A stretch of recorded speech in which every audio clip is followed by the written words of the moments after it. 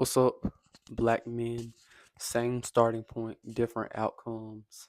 What you build matters.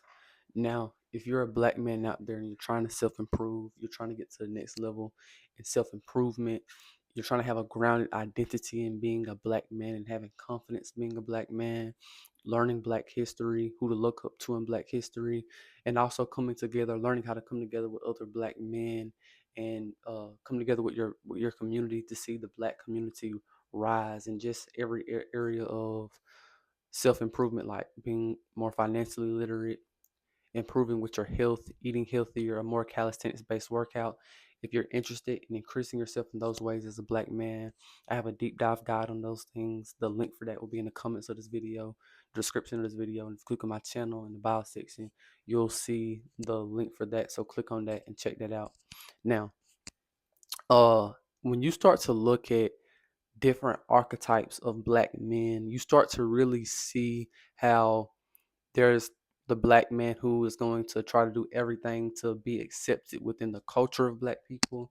There's the black man who wants to be this guy who's super smart going into school, and they're really good at being like that nerd archetype or that super book smart type of guy.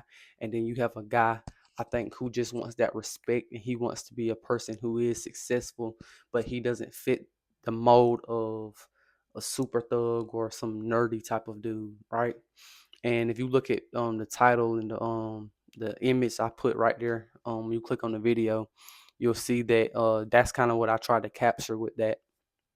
But the point that I'm trying to get to is a lot of us in life, a lot of black men, a lot of us aren't born with like we're not born automatically ingrained to be a thug or a nerd or something in between that, right? We're not ingrained to be any of those things. We have to become something, right?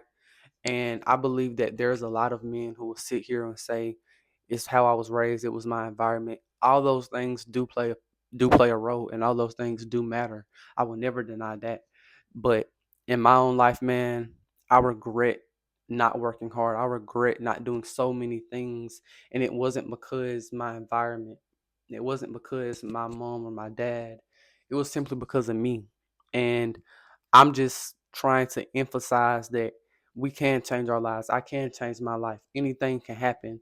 You have to put in that work to become the person you want to be in life. And as I get older, I understand that. And the less I have to put blame on things outside of myself.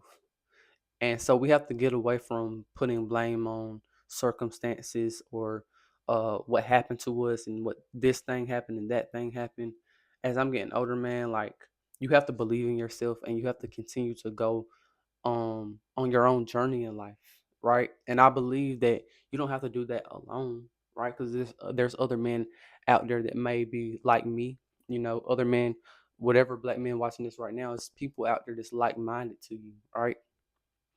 And that's what we have to remember. We don't have to do this all alone, right? And if we really want to build something powerful and build a legacy, we really do have to get away from like fitting into a archetype, right? Because it's a lot of dudes who want to fall straight into an archetype. They want to be a thug. They want to be, this book smart type of guy, or they want to be anything but just something natural to who they are, right? And that person is deserving of respect. It's not just you have to fall into these categories, because I believe nowadays there are a lot of men that if you don't fall into a category, you're just gonna be placed as weird or XYZ. Uh, and that's the thing we have to stop giving so much attention and so much energy towards when you're younger. And even when you get older, black people still want you to fall into some type of archetype a lot of the times, and that's not necessarily their fault. That's your fault for letting that control you, you know? And as I get older, I just realized that, yeah, man, it's all about you. It's all about how you want to live your life and what you want to do. And I think the best advice you can give to somebody who just really want to have their own journey in life is just work hard. Work hard, be yourself, be creative, Those are the important things to remember, because at the end of the day, just think about, like, really look around your environment and look at how many dudes are just wanting to fall into like that stereotype. Why do they want to fall into that stereotype? Because they want to be accepted, because they want to be cool, because they want the girls to like them, right? And bro, it's that's just so true. And I can give you another example. Like, you can see a lot of white dudes. Like, I've seen a lot. I've seen some white girls and white dudes. They kind of have the culture of like how black people are. Like they talk like a certain way. They try to dress a certain way. They only hang around black people. And I used to think that, okay, that's that white person trying to act black, when in reality, no, they're not trying to act black. They're still being themselves, because guess what? I was raised around a lot of black dudes who were not like some natural born thug. They were not like that, right?